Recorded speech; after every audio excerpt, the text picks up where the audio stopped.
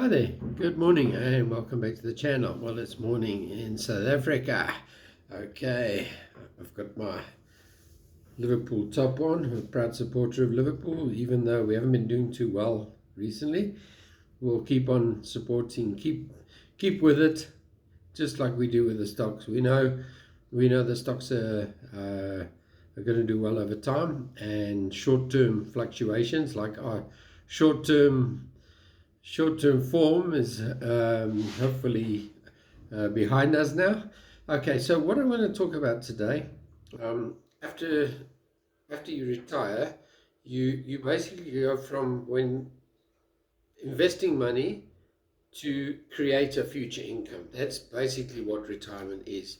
So you put money away for a not for a rainy day, but for when you stop getting an income from your job, then you need to create your own income for yourself. Now, there's many ways to do that. Obviously, if you've got a pension fund and or RA, it's called different things in different countries. But an RA is like a retirement annuity, which you pay monthly. You get a tax deduction on the contributions, but you will have to pay tax when you take it out. In South Africa, how it works, when you take your money out, when you retire from the fund, so you can retire at any age from 55 upwards. When you retire from the fund, then you don't even have to be retired from your job. You can actually just be retired from the fund. Then, Willow, what are you doing? When you retire from your fund, then you can take 1/3 in cash.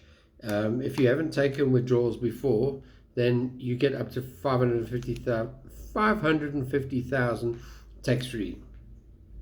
And then the rest, the 2/3, or whatever you don't take as a lump sum, needs to then go to buy a monthly pension, which is called an annuity. So you get an annuity payment.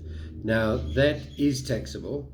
The annuity part of it is taxable, but your lump sum, to an extent, is tax-free up to, like I say, 550. Also depends if you have drawn already from pension funds and stuff. So how it works is you get your pension, you get your monthly amount. You can either take a living annuity or a life annuity. A living annuity is where you take the risk. So in other words, if you've built up an amount, let's say after they give you your third lump sum, you've got exactly 1 million rand. So you take that 1 million rand, and then you would invest that. If it's a living annuity, then you take the risk. So in other words, you choose where the money gets invested, and you take a drawdown from that money. So that could be from a 2.5% to a 17.5% drawdown. Obviously, the bigger the drawdown, the quicker you're going to use the money, and then you're going to run out of money. If you take a lower percentage drawdown, then you're not going to have enough. It works out roughly, a very, very rough guide to give you an idea. For every million, you should get about 5,000 in monthly payments. But yeah, don't quote me on that. It's not financial advice. It's not, but just obviously when you get to that insurer will give you a monthly pension based on a lot of things. It's based on your, for example, you can take a guarantee. So you can take it guaranteed for 10 years, for 20 years, for 30 years, and then so you decide what you want to do. Sorry, I'm getting mixed up. The living annuity, you take a drawdown. So whatever you draw from the money, if you've got 1 million and you draw 100,000 in the first year, then you've got 900,000 left. Then the next year, say for example, you make, obviously you make returns on your investments. So if you draw 10%, yeah, 100,000 for 1 million. So if you're drawing 10%, if you make 10% in the year, then you go back to 1 million, although you are losing to inflation. You must take into account inflation will drop that value. So you would need to actually, for a 10% withdrawal is too high, unless obviously if you have other funds. But a 10% withdrawal, you would need to get about 15% returns just to stay where you are. What people usually do is they go for something like a 4%, which was the original rule, or 4.8%. They call it now. You can call it 5%. 5%. 5%. If inflation is 3% and your returns are let's say 8%. If you take 5%, then you come out about square. If the market performs at 10% or higher, then obviously then you will actually be accumulated. Even though you're drawing money out, you're accumulating. And then the other part is the life annuity, which is the insurer takes on the risk. But what happens there, if you ask for a guaranteed period. So in other words, if you say guarantee it for 20 years, and they will guarantee you that payment for that 20 years. If you pass away within the 20 years, then they will keep paying your dependents out. If you pass away after the 20 years, then you lose the money in the life annuity. But with the living annuity, the money actually remains yours, and it goes to your heirs, whoever you leave your money to. Okay, so that's annuity. Obviously, you're going to have some money in cash, from maybe your 1/3 or whatever. And obviously, if the other way you can make income is, obviously, you can use your cash that you have. Is bonds. If you have bonds, then you get paid out your interest from your bonds, and your cash also is like cash equivalents, like money market, and stuff like that, paying you interest. So you can use that interest to help you to pay your bills when you retire. You could open a business. You could open a small business to help you with income, or even work part-time or as a consultant. Maybe you retire, your company asks you to retire, or you decide to retire, and then your company says, listen, please, like, help us, we'll pay you X amount per hour, and then you come in twice a week or whatever to help us out, or something like that. That's another option as well. Also, there's your tax-free savings account. So in other words, even after you've retired and you've paid money, you're getting a monthly pension, you're getting from all sources, you're getting income from all sources. You can still actually you can draw from your tax-free savings account if you want to, but you can also keep paying into your tax-free savings account if you haven't reached your lifetime limit. So at this stage, your lifetime limit is 500,000. Your yearly limit is 36,000, but they may increase that. So let's say you pay like over 10 years, you pay 36,000 Rand a year over 10 years. So you've paid in 360. So in other words, you can still pay that 140 that you've got left into your tax-free savings account. Obviously, if they lift the limits, you can obviously pay more in, as long as you stay within the limits. So after you in retirement, you can actually still pay into your tax-free savings account until you've paid in the maximum.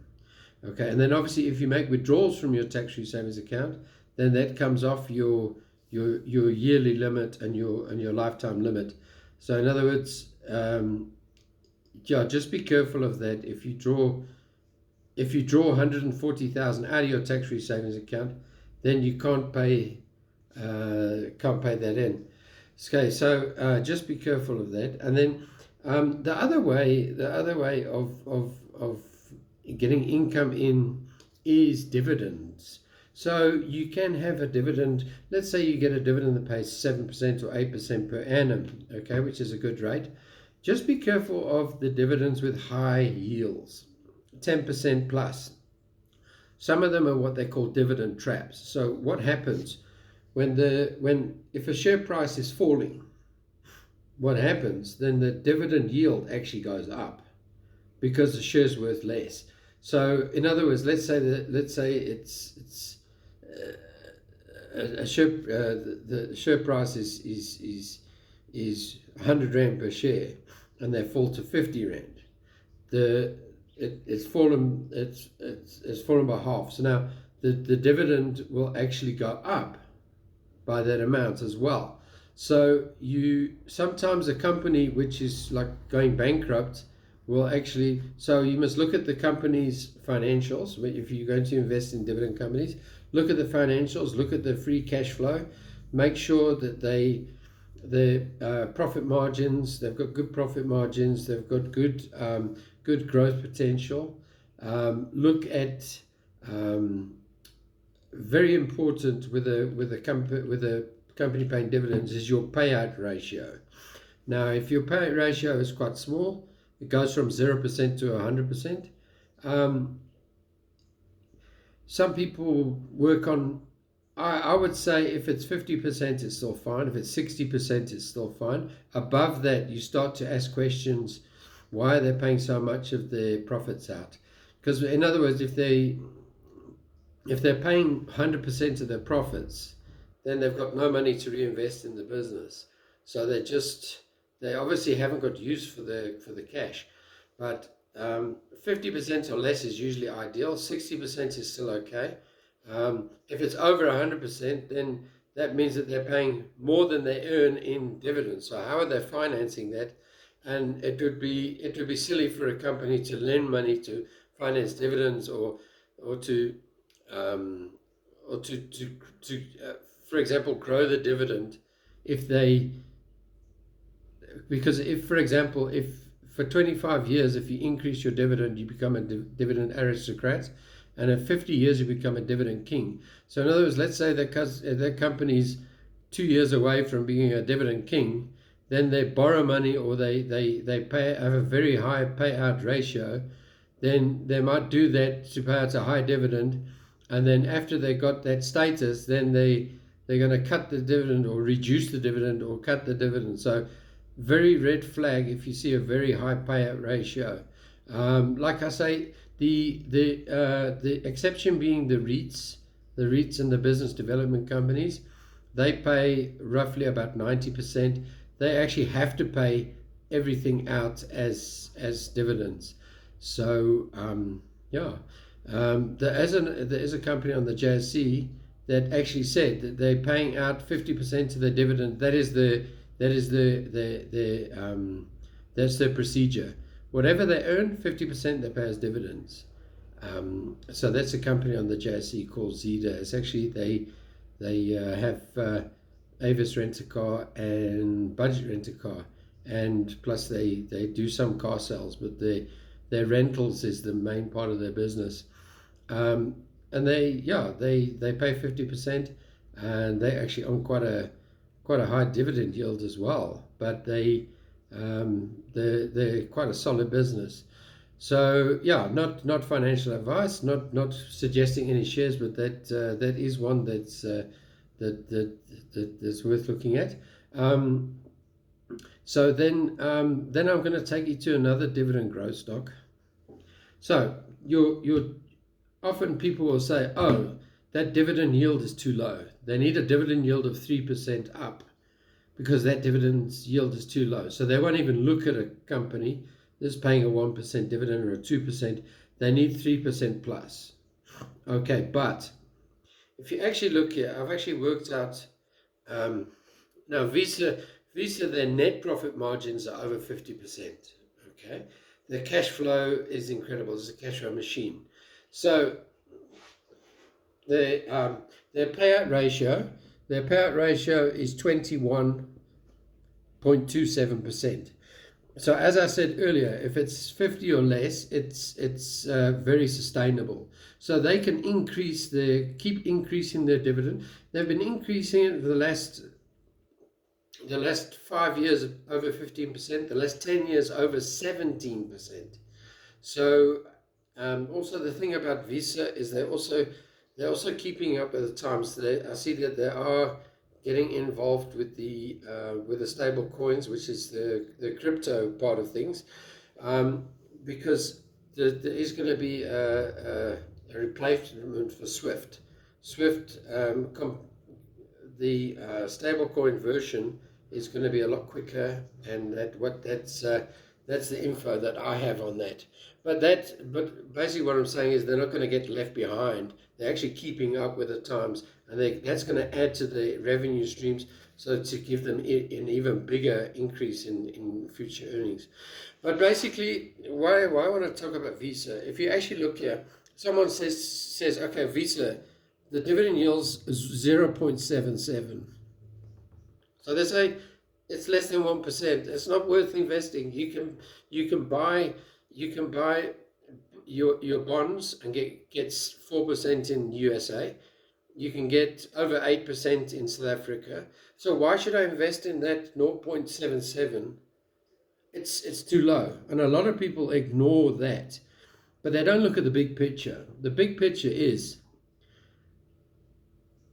when a company, and you must always have some dividend growth stocks in your portfolio, because if you have a look at what they're paying out $2.68 in 2025.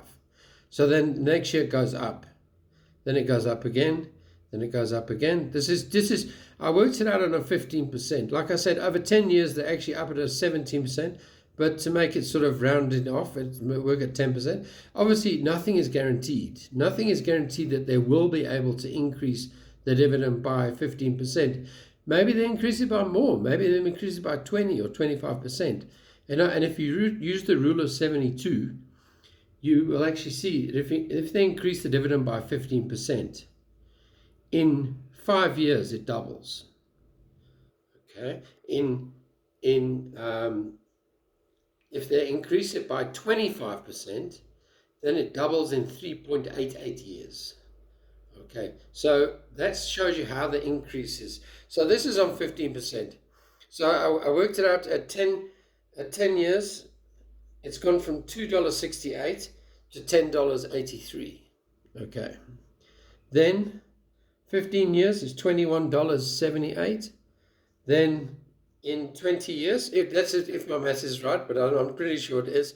I did use a calculator. In 20 years, it's $43.81. So it's gone from $2.68, okay, to $43.88. So this is per year, per annum. So in other words, in a quarter, it's less than $1, okay. Here, in 20 years' time, you're getting $43.88. Now work that out. That's more than $10 per quarter. So that shows you how exponentially the dividends has increased. It's exponential growth on that. Okay, and it's obviously if you reinvest your dividends, if you add to your position, you buy more shares, and then you'll get higher dividends as you're going. So this is why, if you look at this is why this looks like such an incredible company. I do have some others that I could tell you about that's got this type of growth rate or even higher, and it's a buy and hold for the long term, which is what it should be about anyway. So not financial advice, not trying to punt any shares or whatever, but this and don't take it as financial advice. It's financial entertainment. But this is facts. This is what this if it increases at 15%, which is done that and more in the previous years, this is what it will work out to be. So don't just dismiss anything with a low dividend yield. And check the dividend growth. Check your payout ratio. You know, if this had a payout ratio of 85%, then then or 100% or more than 100%, then I would say no. Okay, they faking it with the dividend, but it's very low dividend ratio.